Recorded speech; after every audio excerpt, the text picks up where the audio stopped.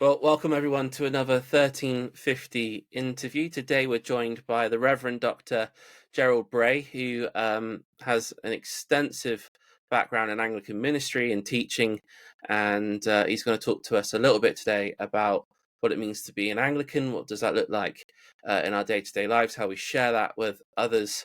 Gerald, I wonder whether you might just introduce yourself, just to get us going. Yeah, thanks, Tim. Well, I suppose the first thing I should say is that I have two identities. I live in Cambridge most of the time, and I work for an organization called the Latimer Trust, which is within the Church of England. It's an association which sponsors theological education, which publishes material, mainly for clergy or for interested people in the church, about the church, about current issues, and that sort of thing. And I've done that for a number of years now. The other part of my identity, I'm what is known as a research professor of divinity at a place called Beeson Divinity School, which is in Birmingham, Alabama, in the USA. This is a divinity school which was begun quite recently, really, 1988, and I went there in 1993 as the Anglican professor of divinity because they wanted to get representatives of different denominations. And so I was working in an interdenominational environment. And when you do that, you become more of what you already are. If you see what I mean, that I started off, I was always an Anglican, but I never really called myself that because like a lot of people in England, you go to the parish church, and if somebody says, where do you worship, or what church do you belong to? You say Church of England, and you don't really use the word Anglican very much. But of course, you go to another country, and especially the United States, where you have every kind of denomination imaginable, and plus a few that are not really imaginable, but they're there. You become an Anglican because people want to know, what the Anglican view of this, that, or the other is. And so I had to find out myself half the time. I mean, people would say things like, what's the Anglican view on the millennium, or the rapture, or the second coming of Christ, or so on. I said, well, we don't really stress those things. Oh, well, you must have a view. Well, yes, I suppose we do somewhere. And so you start getting, involved in that kind of thing. And it's been very interesting because the time that I've spent in the US, I've more or less been defining myself as an Anglican, and then writing it down and putting it in little books which get distributed around England, which is rather interesting. That's the way it works. So I still come and go. I'm technically retired. In fact, I've retired, I think, about 3 times in my life. But those of you who have retired will probably agree with me. You're never quite so busy as you are after you've retired. And that's true in my case as much as anyone else. So I'm certainly not sitting around doing nothing anyhow. That's for sure. So that's me. That's what I'm doing. And right now when I'm talking to you, I'm in my house in Cambridge. Wonderful. So I Yeah. wonder if we start at the beginning, what drew you to the Anglican Church and to ordination in particular? Was it just that you were in your local parish church and you felt a call to ministry, or was there a particular thing that attracted you to this particular denomination? Oh, well, I was brought up in the church, sort of. My family were church goers, not terribly enthusiastic, but they went, and I went to Sunday school and that kind of thing, and grew up. But I came to a living Christian faith of my own really in school, we had a Christian group, a Christian union in the school, and it was through association with that I came to understand what it really meant to be a Christian. And I was maybe 13, 14 years old, that sort of time, when I committed myself personally to be a follower of Jesus Christ. But again, at that age, it's hard to know sometimes what exactly it means. But when I went to university, it came home more.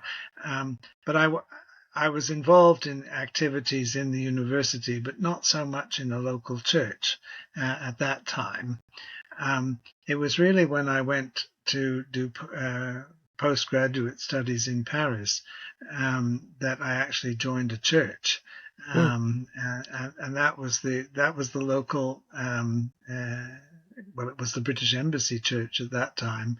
It's now St. Michael's Church in Paris, and got involved in parish life. I didn't particularly feel a call to ministry as such at that time, but it was really other people. People would sort of say to me, "What are you going to do with your life?" And I said, "Well, I don't really know." And they said, "Well, you ought to go into the ministry. You ought to get ordained." And I said, "Oh dear, what makes you think that?" And they said, "Well, you just seem like the type of person who should be doing that." And so it really came from other people as much as from my own self. That I began to say, well, it wasn't just one person who was saying this. I mean, lots of different people, and people who were not particularly religious, even. I mean, not necessarily. So I thought, well, listen to what other people have to say, and then I thought it through, and after I finished my time in Paris, I moved to Cambridge to do postdoc work, and it was during that time that I realized that yes, I ought to apply for ministry, and so I did, and I went through the hoops, the various hoops, and in 1978 I was ordained in the docks of London, East London, which was a completely different experience. And I actually had to run the youth group in the church. You can imagine in the London docks, and the boys in the youth group said, "Where do you come from?" And I said, "Cambridge." And they said, "Oh, second division." And I said, "I beg your pardon?" And they said, "Second division." And I said, "What's that?" And they said, "Football." And I said, "Cambridge is in the second division." And I said, "Oh." And they said, "Don't you know?" And I said, "Well, no, I was in the university." And so they said, "Well, you have to take us to Cambridge. You have to take us to a football match in Cambridge, because we want to see where you come from." And I had no idea where the football ground was in Cambridge. Well, I'd never been there. And so I rang around some friends. I said, do you know where the football ground is in Cambridge? And do you know, not one of my friends had any idea where it was because they never went either. And it was at that point that I realized, the gap in culture between the sort of university life, that I'd lived and this kind of life, which is just sort of normal people's lives, was enormous. But anyhow, I really got to like the East End of London, and I watch EastEnders on television and sort of cry sometimes with nostalgia, because I actually lived in that, although it was a bit different then from what you see on the telly now. But I was invited to go and teach in a college in North London, Oak Hill Theological College, in 1980, which I did, and I was there for 12 years. And then I got this job in the US because I was headhunted, because frankly, they couldn't find anybody to take it. Yeah. And and I thought, well, I didn't mind to try something new. And so I went in February of 1993, and in a way, I've been there ever since. So 31 years is coming up. It'll be 32 years next winter, and it's been wonderful. A very great time, very good people. But I've never left Cambridge. I mean, I live in Cambridge. I have a home here, and that's what I do. Brilliant. So yeah, that's the way it's been. But I do the last 25 years, I suppose, I've spent a lot of time working on the records of the Church of England, the records of our diocese, and the general theology of the Church. So I've got really into that, and I appreciate it much more now because um, the truth of the matter is that the training that I had for ministry really wasn't very focused on Anglicanism or indeed on anything. When I look back at it now, you used to wonder what on earth we were doing. And it was a time of liturgical revision, reform. The theological college that I went to, which is Ridley Hall in Cambridge, had thrown out its prayer books because they didn't think anyone would want them. And then the General Synod of the Church of England decreed that all ordinands must study the prayer book. So the college had to go out and buy a whole new set of prayer books because they'd thrown theirs out. Not foreseeing this. And they didn't teach preaching either. We had to get the vicar from my home church in to teach preaching because there was nobody in the college that did it. So lots of things like that, you see, we never really did. And we never read anything, like the Articles of Religion or the homilies or all these, foundational documents of the Church of England. They might as well not have existed, put it like that. We didn't have any teaching on them. We didn't have any experience of them. As individuals, you could go out and find them for yourself if you wanted to. But of course, but then you could do all sorts of things if you wanted to. And nobody was, directing you that way. And so I realized then, and especially when I went to teach in a college, which was the same situation really, I realized, well, if I'm going to be training people for ministry, I ought to be training them for a ministry that they're actually going to be doing. And my experience of a curacy in East London was invaluable from that point of view. Because and I believe this very strongly, if you're going to go and teach in a college, a theological college, you really must do a curacy because otherwise you don't encounter the church as it really is on the ground. And your whole way of thinking is completely different. And so that has stayed with me even after 40 years, more than 40 years now, and I don't regret it at all. Brilliant. It's interesting to hear about your time in theological college. So I think similarly, we didn't have an awful lot on the historic kind of parts of the church, the formularies or anything like that. And I wonder whether there's almost like an assumption that in some ways that these sorts of things are known, or if you're coming for ministry, you're going to know about an Anglican this, that, or whatever. And I must admit, coming from the kind of low church background that I do, I was often at a loss in a lot of discussions with fellow ordinands because they sort of knew everything about everything. At least that's the impression they gave. And there's me in the corner going, and I wish that there had been more on it actually, which kind of leads me into the next question. You mentioned yourself being in the States that a lot of that has, with other denominational groups, it's made you kind of think about your own space more. And then you've written a lot of these little books, Latimer Trust, some in your own name, and other things, and they've been disseminated across the country. If you had to define it, if you could define it, what is distinctive about the Anglican Church? What makes it Anglican as opposed to any of the other kind of Reformation type churches that are out there?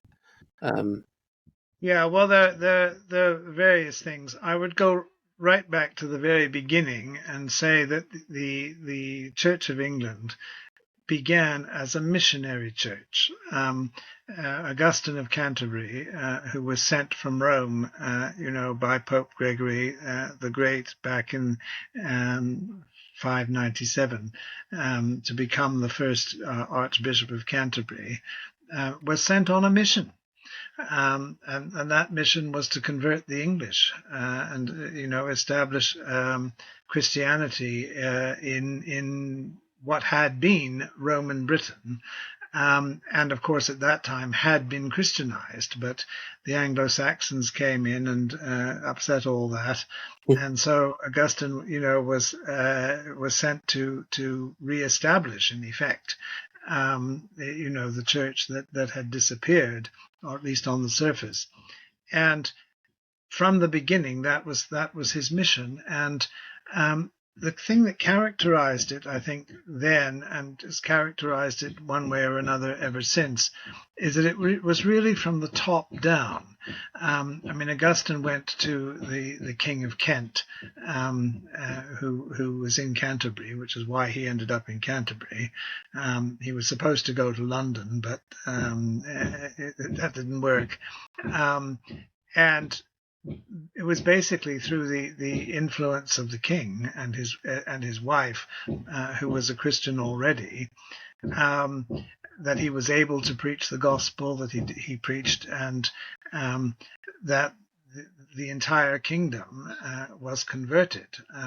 Basically because the king said so. And there were 10,000 warriors baptized on Christmas Day in the River Medway, and that was the beginning. Now, of course, if that's the way you run your church or have a church, it's very unlikely that those 10,000 people, all of them knew what they were doing. They did it because the king told them to. And so it was very much a top-down thing. And if you read the history of the Anglo-Saxons and so on, and the way the church spread, this is the way it happened. It was really through the kings and the powers that be that accepted the church, and basically everybody else went along, whether they understood what was going on or not. Mm. At the time of the Reformation in the 16th century, it was the same thing. When Henry VIII broke with the papacy, when he sort of started quarreling with the Pope because he wanted his marriage annulled, and the Pope wasn't prepared to do that. Henry broke with Rome. He just said, well, all right, I'm going to be head of the church in England and not you, and said that and sort of separated from Rome. And the Church of England found itself as a Protestant church with no Protestants in it. There just weren't any. And that's quite a difference if you compare with, say, Germany, where you had Martin Luther. Martin Luther was not grassroots really, but he certainly wasn't the aristocracy or the one of the rulers. He was sort of he was what would have passed as middle class in the 16th century.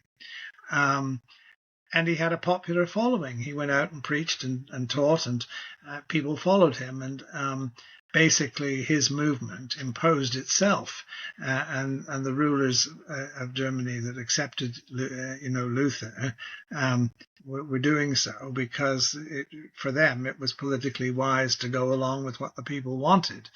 And John Calvin in Switzerland, a similar sort of story. And generally, the Protestant movement in other countries was like that. Mhm. Whereas in England, it was from the top down. It was because Henry broke with Rome, then looked around and said, "Well, I don't know what I'm doing now. I've got to have friends. I've got to have allies. Who's going to ally with me?" And of course, the only people available were the Protestants in Germany. I mean, he more or less had to, even though he didn't want to particularly. But that was the opening. And of course, a lot of people in England, I mean, in the church, were reading Protestant works. They were convinced that what Luther was saying was true, that we can stand in the presence of God not because of what we have done, or we haven't earned our place in the kingdom of heaven, as it were, but because God has reached out to us and shown us his grace and his love in Jesus Christ, and that if we submit to him and if we accept that for him, say, well, not my will, but your will be done, as Jesus did in the Garden of Gethsemane. This is the key, and we let God come into our lives and change us, from the sinners that we are. We always remain sinners, of course, but we are protected and preserved by His grace, by His power at work in our lives, and gradually people came to understand that. But of course, when this happened, and the classic case, I suppose you take, as the Archbishop of Canterbury, Thomas Cranmer, but I mean, it wasn't just him. There were other people, around him, associated with him, and became bishops at that time. They basically set out a program for educating people. And our prayer book and everything that goes with that was designed to teach people how to pray. And we may think this is a little odd, but if you read the New Testament, and it's surprising how few Christians actually do read the New Testament, but if you read the New Testament in the Sermon on the Mount, in Matthew chapter 6, when the disciples are talking to Jesus, that what do they say? That said, "Lord, teach us how to pray." It didn't come automatically. It wasn't something that, you just open your mouth and say whatever comes out. It wasn't this. And Jesus said, "Well, when you pray, pray like this." And he gave them "Our Father who art in heaven," you see, the Lord's Prayer, as a sort of model of how to pray. And again, if you look at the prayer book, the Lord's Prayer is its signature tune, because just about every service in the prayer book has the Lord's Prayer at least once, and very often twice in it. It's there as a sort of bedrock, and the rest is built around this. We're meant to be taught. We're taught how to pray, and this is a very important thing, because we need to pray to God. I mean, we can only relate to God personally in and through prayer. I mean, we pray to Him and we listen for His voice to come back to us. This is our connecting mechanism, if you like. But it's not just a case of saying what comes off the top of your head. There's a structure there, that we're meant to observe. And I suppose if you compare it, for instance, if somebody invited you to Buckingham Palace to meet the king, you'd prepare. You'd be told, well, you have to say this and do this and go this way and to go that way. And it's not that the king is an inhuman person who doesn't, who's very legalistic and doesn't want to be your friend or anything like that. I mean, people always say, well, that you meet the king or the late queen, and they're always surprised how human they are, and how easily they get along with them. But there's that preparation which is required in order for that to happen. And I think this is a similar kind of thing, that when we come into the presence of God, I mean, God isn't just a convenience, that we have and we carry around with us. He's not just a mate that, you go to the pub with or something like this. I mean, he's God. He's the sovereign Lord of the universe. He's the one who made us. He created us as we are. He's the one who preserves us in being, and he's the one who one day will call us home to be with him. I mean, we're not here forever, so we're very much in his power, in his hand, and we need to recognize that. We need to realize who we are dealing with, this is a very solemn and serious thing. And we need to remember too, I think very important, not to focus on what comes easily or naturally to us, but on the whole picture of what God wants, of what God has done for us, what he has promised to us, what he expects from us, and what we are entitled to ask from him. And we need to think this through and remember the whole picture. Because if we just go by our own feelings and emotions, I mean, we'll say whatever's on our mind at the moment, and that may be perfectly all right. And there's nothing wrong with that. But we don't see it in the bigger picture, where it belongs. And often I come across people, of course, in the United States, you come across this all the time, people who haven't gone to an Anglican type of church, really don't know how to pray. I mean, they'll open their mouths and say something that comes out, but it's not structured. It's you kind of wonder what they're asking, why they're asking, where are they coming from, and they repeat themselves all the time. They say things like, "Lord, I really want to love you, Lord. Lord, give me love," this sort of thing. Which, I mean, nothing wrong with it, but it's very repetitive and it doesn't really go anywhere or say anything. And I always say, well, one of the great things about being Anglican and growing up with a prayer book is that you learn to say a lot in a few words. There's no wasted words. And this becomes something that's part of the structure of the way we think and of the way we pray. And I think it's extremely important, that we learn that. The other thing is that the church today, I've talked about the church being a mission church. We're still a mission church, because you see, we sit here in the church is present everywhere in the country. There's nowhere in England that doesn't have a church, doesn't have some kind of parish nearby. Well, there are a few places that are outside the parish system, but we can ignore that for practical purposes. People actually live, in a parish somewhere. And even if they never go to the church, it's nevertheless part of their lives.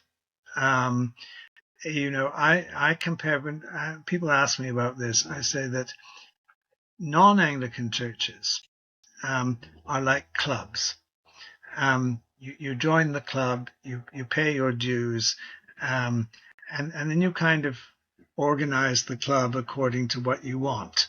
The form of worship, what you do, your priorities, and all the rest of it. And that's fine, but it very much is that, it's like-minded people getting together to do what they can agree on. And if they don't agree, well, they split up and, they form some other kind of church. Whereas the Anglican Church, Church of England, but the Anglican Church worldwide is the same. With the parish system, you have to accept everybody who lives in the parish, whether you want them or not. Um, and you know, Yeah, um, I well, know. well, it's true. And It's a good thing. I mean, when I was, it sounds funny, but you see, when I was in East London, in our parish, we had a vacant ground, which was colonized everyone by travelers, people, Mm. these traveling people. And I I didn't know this, but within the traveling community, there's a very active sort of church witness. Um, People they have Sunday school for their children. They've organized things, and I was asked to go to the traveling community, um, to teach and to preach and to baptize their children and this kind of thing. We had quite a relationship with them. And this came as a surprise to most of the rest of the people in the parish because, you know, well, basically they didn't want travelers in the neighborhood, um, would be the Mm. truth of it. But they didn't have any connection with them.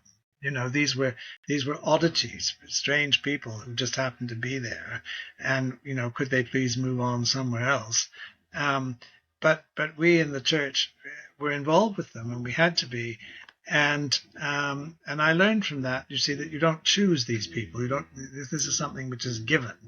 Um, and of course, people in the parish. I mean, I wasn't there for very long, but even in the time that I was there, through baptisms, through weddings, through funerals, and so on, I got to know an awful lot of people.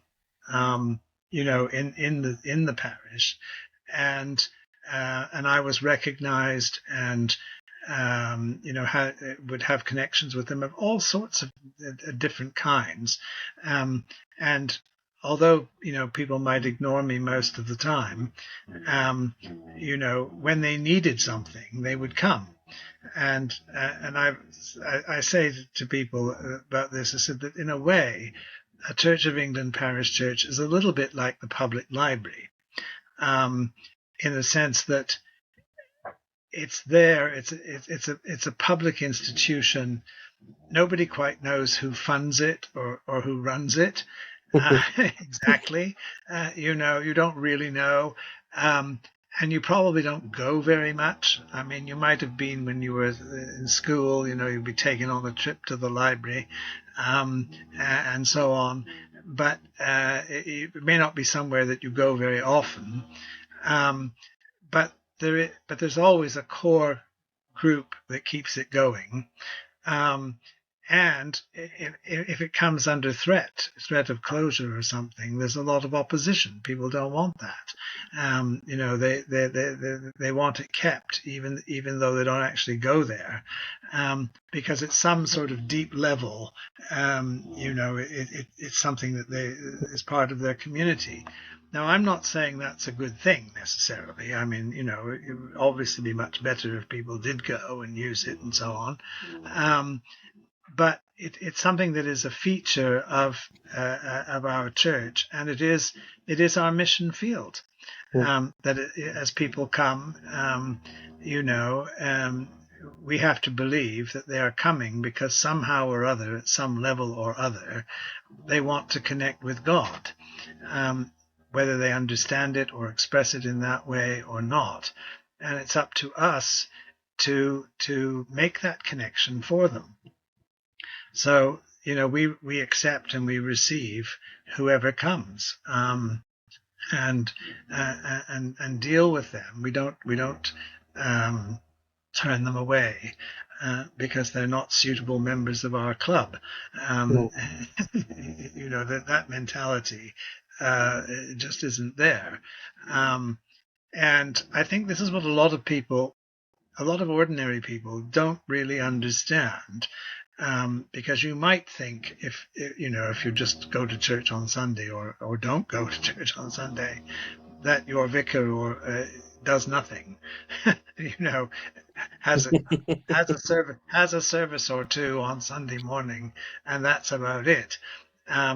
forgetting that in fact our clergy are very busy, during the week doing all kinds of things that don't make the headlines, that the ordinary people don't know, and so on.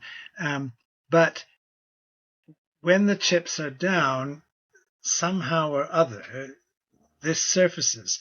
I've just been watching the news today before we started the interview, and I don't know whether you know, or whether you heard this, but was it yesterday or the day before? A woman in Bradford was stabbed to death. She was walking with her little baby in a pram around, and somebody came up and stabbed her to death. A tragic situation, and apparently this woman, very few people in Bradford know her. She doesn't seem to be from that area, and the man they suspect of having stabbed her to death isn't from the area, but is somebody who knew her somehow. It's often the way these murders take place. But what was so interesting to me was when they interviewed local person. Who did they interview? They interviewed somebody from the cathedral, from Bradford Cathedral, because he was the person that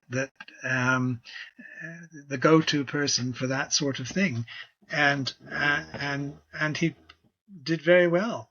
And I just quote that because that's what happened today, but this happens regularly. You look at the local news, and things like this take place, and more often than not, it's a local clergy person who is interviewed, because they're the ones on the ground who have a sense of what's going on. And this is a very important ministry that we have, and why we need to support this. And the idea that your vicar is just somebody who's failed at everything else in life, and just wants easy security till he retires. Nothing could be further from the truth.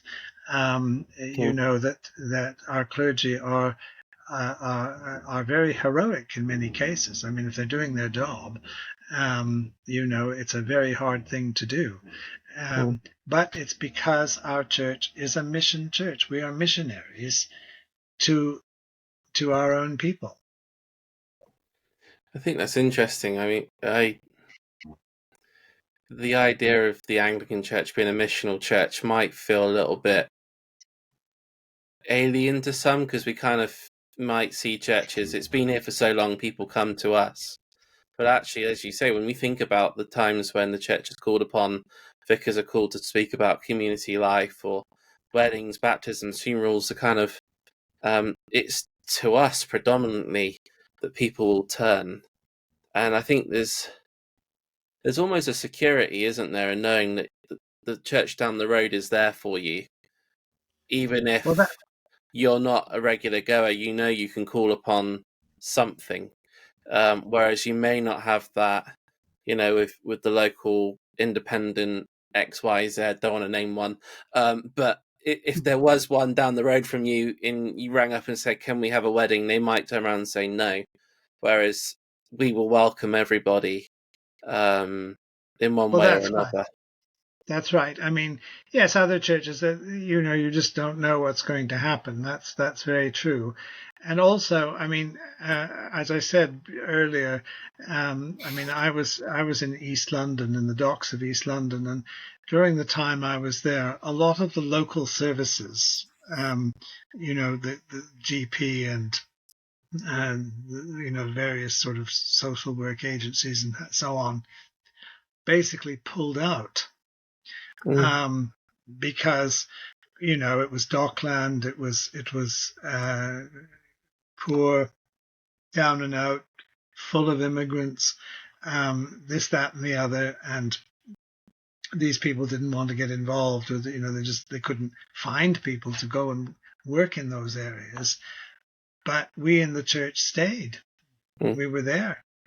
And as we watched as other people vanished, or went on strike, I mean, Mm. when I was there, the Tower Hamlets, the London Borough of Tower Hamlets, all the social workers went on strike for about a year, and nobody missed them. They just that was Can comment that on was that the one. that was the amazing thing. Everybody said, "Well, where are they? We don't know." And we, but we in the church, no, we were there, and uh, we didn't go anywhere. Mhm. We stayed. And that really does make a difference. Um, So in a way, I suppose the things that are distinctive, at least about the Church of England in an Anglican sense, is its rootedness in the community and mhm. the way in which it prays. The fact that, I suppose, in theory, I know there are some churches that are outside of this for whatever reasons, but you can walk into any Anglican church in the country, it's going to be the same readings, potentially the same liturgy, although there's 9 Eucharistic prayers, so you're going to have one of 9. You're going to have a sermon. You're going to have a familiarity, aren't you, that um, enables you to worship in a way that you're kind of rooted in yourself, rather than forming the club and then deciding on how you will do things. Well, that's Um, right. That's absolutely right. I mean, as I said, compare it to the library. You could compare it to a post office as well. I mean, not every post office is identical to every other post office, but you have a general idea of what to expect. hmm, Um, and you go in there and you may not know where the stamp counter is and where the how many sizes of envelope they have on sale and that sort of thing, but um, but you find your way around. There'll be some way at some level that you'll connect, hmm, and I think it's like that. That there's a level of expectation, and it's true that this is what you will get. hmm, And I mean, the perhaps one of the things is that we tend to think, especially those of us who are in ministry, we tend to think every church is completely different from every other church. But that's mainly because, if I go and take a service in some other church, I have to learn what they do because, I'm not used to their way of doing things.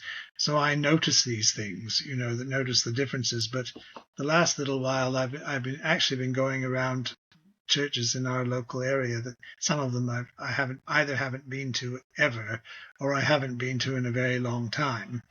And while there are many differences, it's true there are, and I notice because I'm in clergy, so I notice. hmm, Still, there's a pattern. I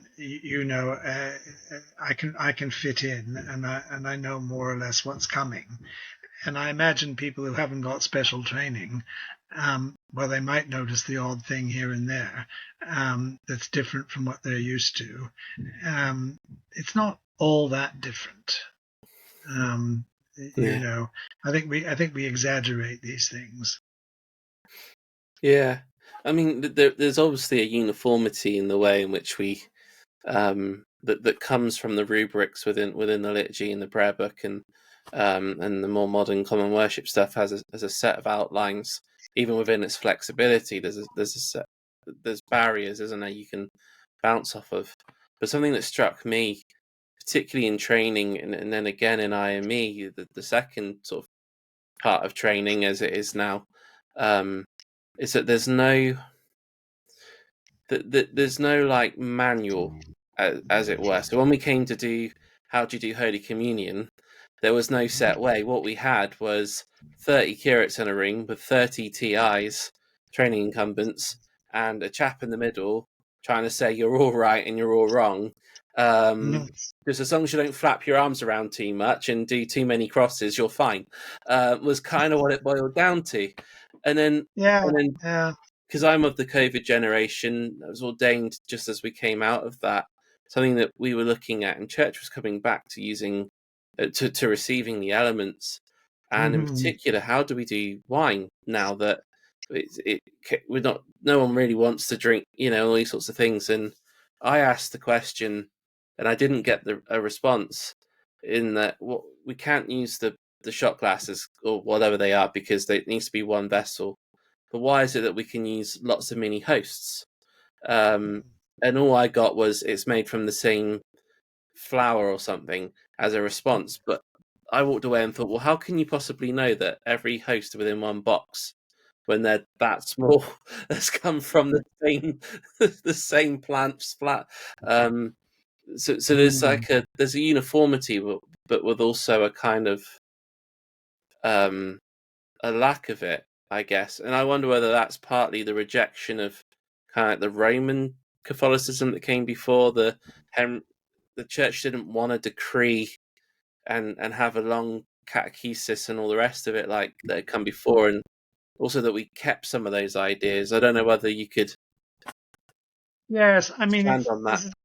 yeah, I mean it's certainly true that the Church of England at the time of the Reformation streamlined services.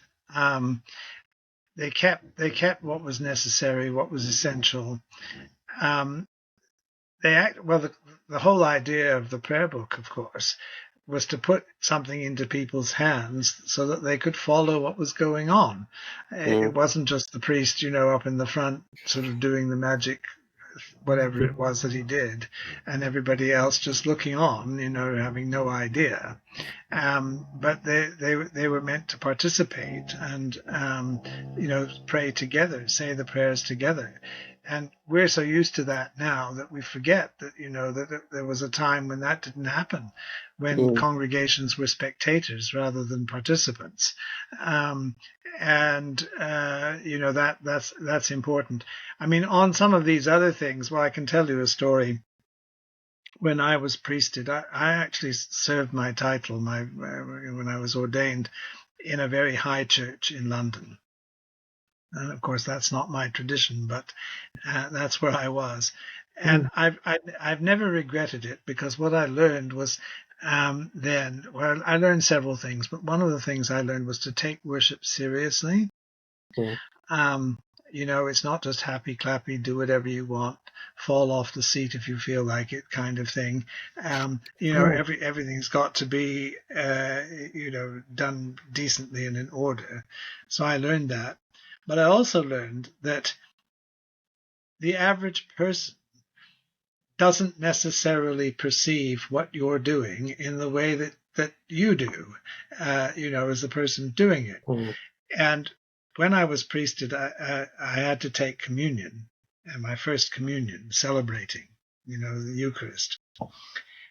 And of course, when it's your first time, you have no experience of it. You've seen other people do it, but that's a completely different thing. And of course, you're nervous and all the rest of it, you see. So I'm there, and in our church, one of the things they did at the moment of consecration of the host, the bread and wine, the priest would hold up the chalice above his head with the consecrated wafer, the so-called elevation of the host. That's the official title of this. Well, that's not actually written in the prayer book, of course, and I wasn't used to it. We never did that in our church, and I had other things to think about, so I never did that. I just didn't do it, not deliberately, but it just, I was nervous and forgot. Well, after the service was over, 3 of the ladies in the church came up to me, and they were furious, really angry with me. And of course, I was completely bowled over. I wasn't trying to offend anybody or anything. I didn't know what I'd done. So I said, well, what's wrong? I said, and they did the gestures, sort of, that said, well, you never done that, lift up the, and I said, oh, well, I'm so sorry. I said, does that really matter to you? And said, matter? It's very important. So I said, can you explain to me, why it's important to you? I said, well, don't you know? And I said, well, I know something about it. Yes. I said, but I want to hear what you have to say. What do you mean by it? She said, well, it's when you do that, so that we go out and switch the urn on for tea. And because you didn't do it, we never went out. And now you're going to have to wait because the water hasn't boiled for the tea. Oh, And wow. Two I different told, spheres of uh, thought. well, Yeah. my vicar, see, who of course I was serving with, I mean, he heard all this. He was horrified Mm, because not because of what I had forgotten to do, but because these women had never, ever taken communion in the church, even though they were there every Sunday. Because mm, at the elevation of the host, they went out and started getting the tea ready, you see. And he suddenly realized the whole point of the service, they just passed them by completely. mm, You know, and I don't say this in order to be critical of anybody, but just was a reminder to me, people don't necessarily pick up from what you're saying and doing, what's really happening. You see what I mm, mean? They don't necessarily get it. And those of us who are clergy or whatever, I mean, we could sit around for hours arguing about the rights and wrongs of, these various liturgical things. But we forget how this is perceived or not perceived by ordinary people. They just don't think yeah, that way. Um, and it's a lesson to us. What goes in to the average person isn't necessarily what you think. And I could tell you lots of stories like that. I mean, but another one of my favorite stories was when I was teaching in London. I used to have to go around churches listening to people preach, you see, students preach in their church, which was fine. But there was one church one time, I didn't know where it was. Well, I had an idea where it was, but it was in East London, and the streets are difficult to negotiate and so on. And I hadn't been there before, so I thought, well, I'll go early and make sure I don't get lost. So I did. I was there, and I arrived. 45 minutes before the service began. I was there in good time. So I went in and sat down and just waited for the service to begin.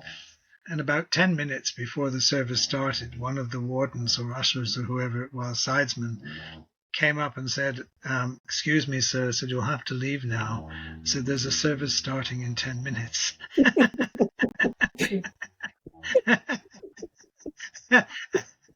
And I suddenly knew he must be the director of mission in the church. yeah. So, and I said to myself, "Well, actually, I've come for the service." Mm, They said, "You what?" To him, yeah. this was a complete surprise. I think he thought I slept under a bridge or something and was just getting in out of the cold. I mean, it was just this sort of thing, and you realize what you're dealing with. There's a whole different level of perception. Um, and he was very surprised when that happened. Um, and yes, lots of things like that. Mm, And the other thing you learn, of course, is um, you have to be an actor in certain ways. For instance, one Sunday when I was preparing for baptism, and I got everything ready for the baptism, I thought. But the one thing I'd forgotten to do, and don't ask me why I forgot this, it just, it slipped my mind. I hadn't put any water in the font. oh. So we come to the baptism, and I take the lid off the font, and there's no water in it. What do you do? Well, I'll tell you what you don't do. You don't go, I've forgotten the water. No, no, no, no, no. You see, and the great thing about the church where I trained, I just bowed, and I slowly processed out of the the main body of the church into the vestry, filled a bowl with hot water from the sink in the vestry, came in, processed down the aisle of the church to the font, and made a big ceremony of it, sort of, poured the water into the font and so on, as if this was part of the service. And afterwards, one clever person who didn't go to church very often, if ever, said to me, he'd never seen that done before. And I just said, well, I said, when was the last time you were in church? And he said, oh, it's years. And I said, yes, things are changing. I said, you have to come more often. You'd be. So I made it work for me, if you see what I mean. Yeah. and that's what you have to do, because as long as you do things reverently and in the right spirit and give people the confidence that you know what you're doing, you can really do anything. Yeah. We had an old priest in our parish. He was very elderly but beloved by people. Everybody loved him. And his name was Sidney Goose. This is a real name. And so everyone called him Father Goose. Fortunately, there was no Mother Goose. Can you imagine what that would have been like? But anyhow, Father Goose. And people used to ask for Father Goose to do the baptism of their child. Not because Father Goose was, particularly brilliant at doing baptism. In fact, if he had done in a college what he did in the church, he would never have been ordained, probably. But he'd pick up the child and sort of, say, I baptize thee in the name of the Father, and then go, ooh, that's okay. I baptize thee in the name of the Son. Oh, careful, careful. I baptize thee in the name of the Holy Ghost. Oh, don't start crying now. He'd sort of ad-lib like this the whole way through. And everybody loved it. Mm-hmm. It wasn't in the book, but it was in the heart. Yeah. He had a heart for the people. And when he died, the streets of East London were lined with people. There were 600 people in the church. Wow. And we walked, from the church to where he lived and paraded through the streets, and people came out of their houses. I'd never seen anything quite like it. But that was the effect that he'd had. So unfortunately, the poor man was dead and didn't realize what was going on. But that was the tribute paid to him at the end of his life. Yeah. And he'd been there from 1933 to 1978. Wow. 50. So imagine all through the war years, yeah. And that, and he was deeply loved. So that's the other side of it. And people that we never saw before and probably never see again, nevertheless came for that. So that shows you the impact that you can have. Yeah. Wonderful. Well, I think that's a good place. Conscious of time and taking up all your afternoon, I'm sure we could sit and chat and talk about these stories. Well, I certainly could for many, many more hours. But Gerald, well, thank you. No, it's been wonderful. Thank you ever so much for sharing some of your story, what it's been like to minister in different places and come to ministry, and what's distinctive for you about our little Anglican church in this vast country that we try to be missional in. Especially this year for us at St. Peter's, as we think more about how we might live out that kind of missional spirit, as it were, that our favourite chap Bede had, as he did it in a certain way, and we do it in our own way now. But yeah. Well, Well, Bede, you see, your as I say, your model in spiritual terms, intellectual terms. Bede is the founder of England Mm, because there was no England before he invented it. The ecclesiastical history of the English people. I mean, there were tribes and there were little local, kingdoms here and there.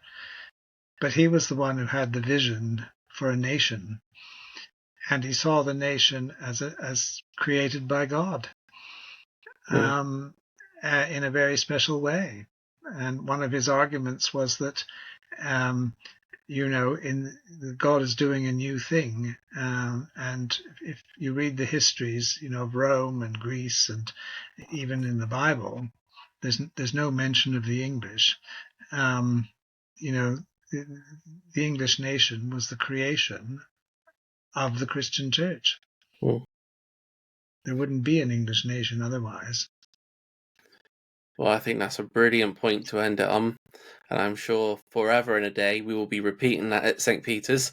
There would be no England without the monastery that gave life to Bede's work.